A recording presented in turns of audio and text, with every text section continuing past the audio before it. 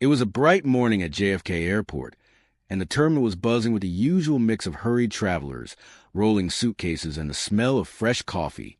Among the crowd was a young black boy named Jordan, no older than 16, quietly holding his boarding pass in one hand and a worn-out backpack in the other. His clothes were simple, not flashy, and anyone passing by might assume he was just another kid flying alone. But behind his calm eyes was a confidence that hinted there was more to him than met the eye. Jordan moved through the line, patiently waiting his turn to board. When his group was finally called, he walked down the jet bridge, excitement hidden beneath his composed expression. He'd flown plenty of times before, but today felt different. Today's flight was special because it would take him to meet his father in Los Angeles, a man whose identity Jordan never revealed to strangers. As he stepped onto the plane, Jordan double-checked his seat assignment. 14A, a window seat. He loved sitting by the window, watching the clouds drip below like waves in the sky. With a small smile, he made his way down the narrow aisle, squeezing past passengers shoving bags into overhead bins. But when he reached his row, he froze. His seat was already taken. A white woman, dressed in a crisp business suit with polished nails and an impatient expression, was sitting comfortably in 14A. She had placed her handbag on the middle seat and looked as though she had no intention of moving. Jordan cleared his throat politely.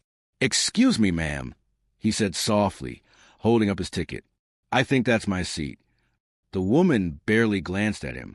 Instead, she gave a dismissive wave of her hand. "I don't think so. I'm sitting here now.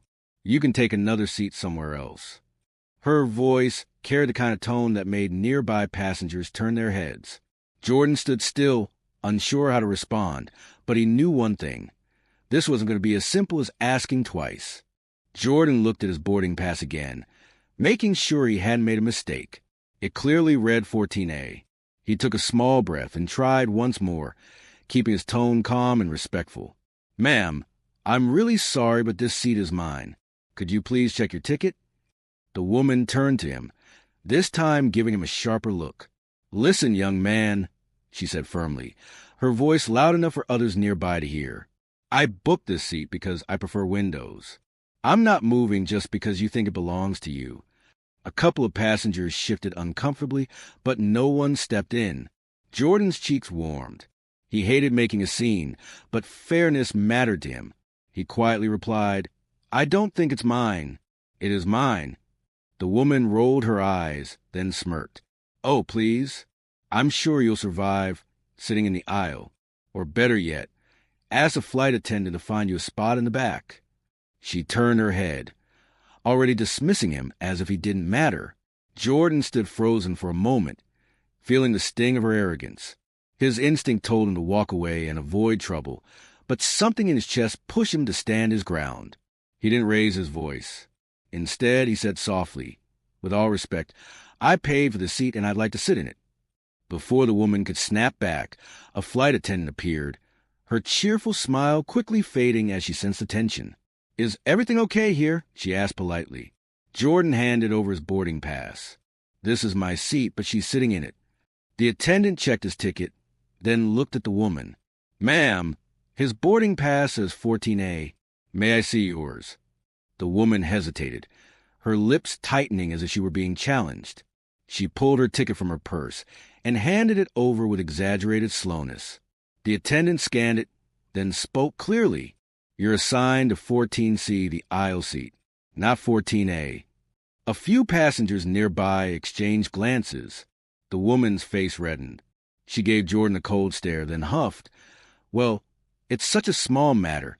I'm already settled. Can't he just move?" Jordan's heartbeat quickened. People were watching now. The decision of what came next hung in the air. The flight attendant's polite smile didn't fade, but her tone grew firmer. "Ma'am, I understand you made yourself comfortable, but seats are assigned for a reason. This young man has a right to sit in 14A. I kindly ask you to move to your assigned seat." The woman crossed her arms, clearly not used to being told what to do. "This is ridiculous," she muttered. "I fly all the time. People swap seats constantly. Why are we making such a fuss over this?" Jordan stood quietly, his fingers tightening around the strap of his backpack. He wasn't trying to embarrass her, but every second that passed made him feel smaller under the woman's gaze. The flight attendant, however, didn't budge. "Ma'am, if you'd like to change seats, you need to ask permission first. You cannot take another passenger's seat without consent." The woman sighed dramatically, as if the whole plane should feel sorry for her. Reluctantly, she shifted her handbag off the middle seat and slid over to the aisle, dropping herself down with a loud exhale. "Fine," she snapped, "but don't expect me to be happy about it." Jordan gave a polite nod of thanks, though her eyes avoided his completely. He slipped into his rightful seat by the window, setting his backpack under the chair. The flight attendant leaned down and whispered with a reassuring smile, "You did the right thing. If you need anything, just let me know." As the plane began to fill, Jordan stared out the window, pretending to be absorbed by the view of the tarmac. But inside, he felt a storm of emotions, frustration, embarrassment, and a sting of hurt he didn't want to admit. He wasn't just another passenger. He was the son of the very man who owned this airline. And yet, he had learned long ago to keep that detail to himself. People treated you differently when they knew, and not always in a good way. The woman beside him shifted noisily in her seat, making it clear she wasn't going to let go of her irritation. She muttered under her breath, "Some people really don't know their place." Jordan heard it, every word, but he stayed silent. His father had taught him that real strength wasn't about fighting back. It was about knowing when to let the truth speak for itself. And soon, on this flight, the truth would do exactly that. The engines roared to life as the plane taxied onto the runway. Jordan fastened his seatbelt, leaning back while the woman beside him continued shifting and sighing loudly, as if his very presence was an inconvenience to her. A few passengers across the aisle stole glances at them, whispering quietly, but no one said anything. When the plane lifted off, Jordan focused on the window, letting the sight of the ground shrinking below calm him. He had always loved flying. It was in his blood. His earliest memories were of visiting hangars with his father, sitting inside the cockpit of private jets, and hearing stories about the airline his family had built from the ground up. But unlike others who would flaunt such connections, Jordan never liked to announce who he was. He wanted people to see him, not his father's fortune. About an hour into the flight, the crew began serving drinks and snacks. The woman in 14C immediately flagged the attendant. "I'll take a glass of red wine," she ordered, her voice sharp. Then she gestured toward Jordan. "And make sure the boy here doesn't spill anything. He already caused enough trouble." The attendant hesitated, her eyes flicking toward Jordan with sympathy. "Of course, ma'am," she replied carefully. She then turned to Jordan with a kind smile. "And for you? Just water, please," Jordan said politely. As the attendant walked away, the woman leaned closer, lowering her voice but making sure it still carried enough to sting. "You know, next time you should just sit where you're told instead of making a scene. People like me have important schedules. We don't have time for childish drama." Jordan's jaw tightened. He wanted to respond, but he remembered his father's words. "Never argue with someone determined to misunderstand you. Your silence will speak louder than any fight." So he stayed quiet. Moments later, the flight attendant returned with their drinks. But she also carried something else, a small note folded neatly. She slipped it discreetly to Jordan as she placed his water on the tray. Confused, he opened it under the table. It read, "Don't let her get to you. We know who you are. The captain asked me to say hello." Jordan's heart skipped. The captain, his father's longtime friend, was flying this plane. And if the woman thought she had gotten away with her arrogance, she was about to be very surprised. Jordan folded the note quickly and slipped it into his pocket, careful not to let the woman see. His lips curved into the faintest smile, though he kept his expression neutral. He sipped his water, gazing out the window as if nothing had happened, but his mind was racing. If the captain really wanted to acknowledge him, then sooner or later the entire plane would know exactly who he was. The woman beside him, however, remained restless. She tapped her manicured nails against a tray table, muttering under her breath about kids these days and airlines losing their standards. Her words weren't meant for Jordan to respond to. They were meant to make him feel small. Another hour passed, and the cabin lights dimmed slightly as passengers settled in. A few watched movies on the small screens. Others drifted off to sleep. Jordan pulled a book from his bag, trying to immerse himself in its pages. But the tension beside him made it impossible to focus. Suddenly, a chime sounded, and the captain's voice came over the intercom. "Good afternoon, ladies and gentlemen. This is your captain speaking. We're cruising at 35,000 feet and should arrive in Los Angeles on time. I'd also like to extend a special welcome today to a very important passenger who's flying with us." The woman perked up, her posture straightening. She looked around proudly, as though the announcement might be about her. Jordan's heart thumped. The captain continued, his voice warm and confident. "In seat 14A, we have Jordan Harris, the son of this airline's founder and current owner. It's always a privilege to have family on board." A stunned silence swept through the cabin. Dozens of heads turned toward Jordan. Passengers who had witnessed the earlier scene now exchanged knowing looks, whispers spreading quickly up and down the rows.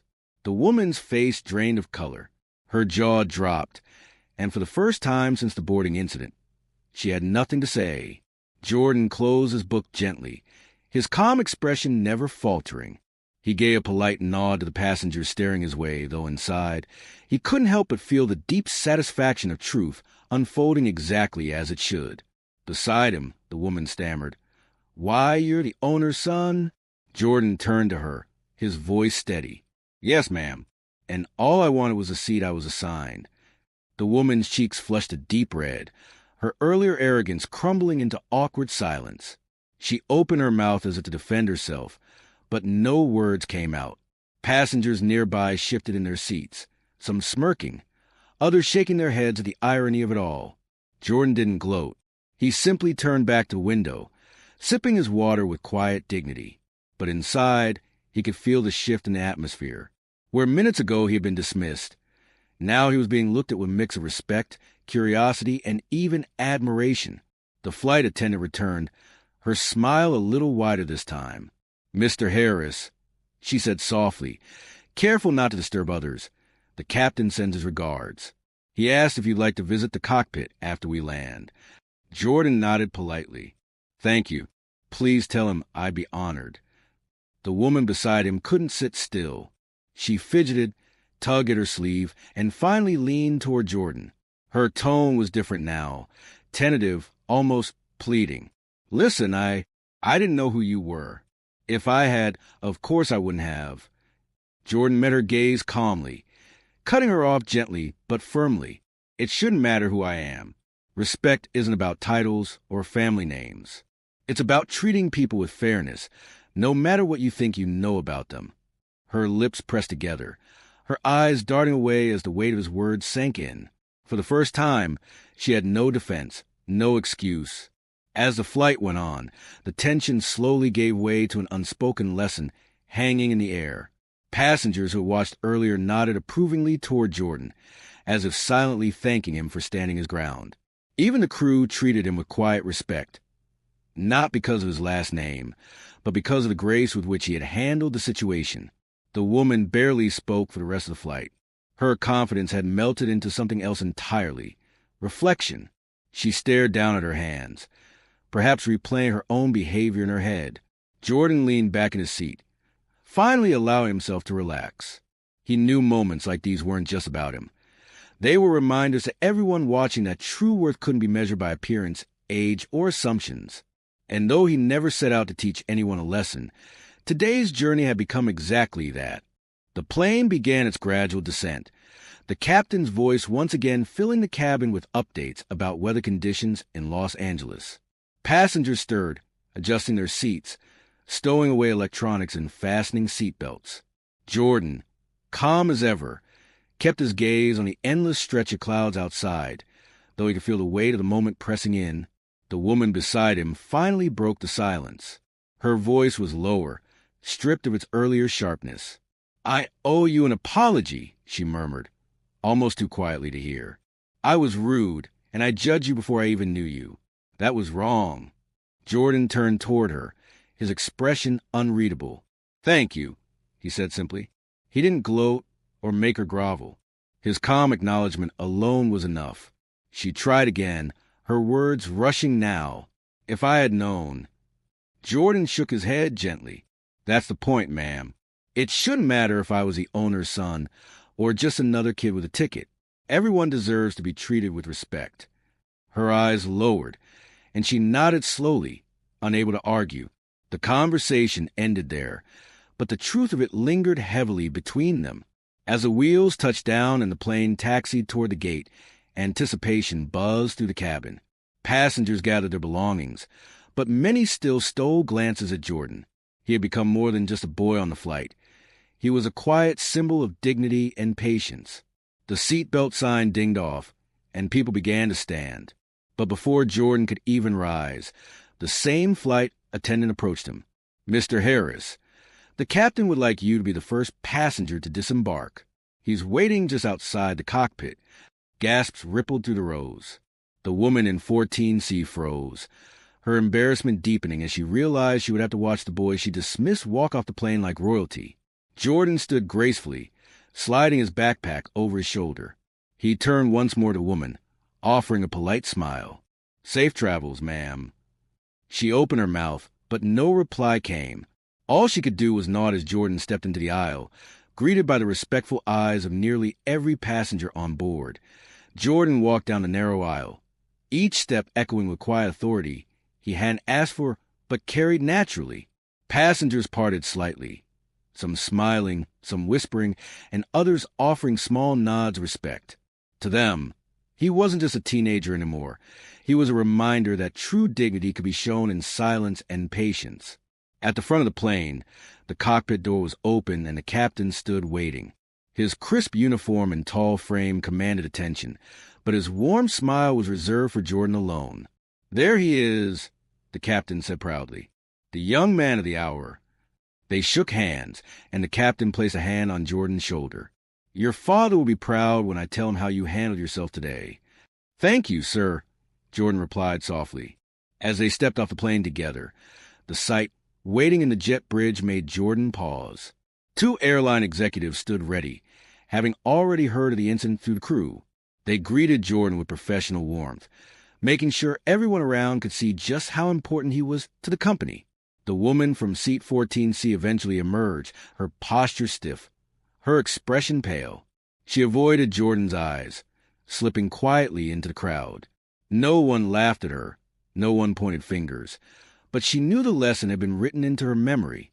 Her arrogance had unraveled before the very people she tried to impress. Meanwhile, Jordan continued forward, never once flaunting who he was. He didn't need to. His actions on board had spoken louder than any title could. As he exited the terminal, a chauffeur waited, holding a small sign with his name. Passengers who had shared the flight with him caught sight of it, their whispers following him through the busy airport. Jordan climbed into the car, setting his backpack on the seat beside him. He glanced once more at the airplane through the window, a thoughtful expression crossing his face. This flight, he realized, hadn't just been about getting to Los Angeles. It had been about showing the world, quietly but firmly, that respect should never depend on wealth, race, or status. And though the journey was over, the lesson would stay with every passenger on that plane forever.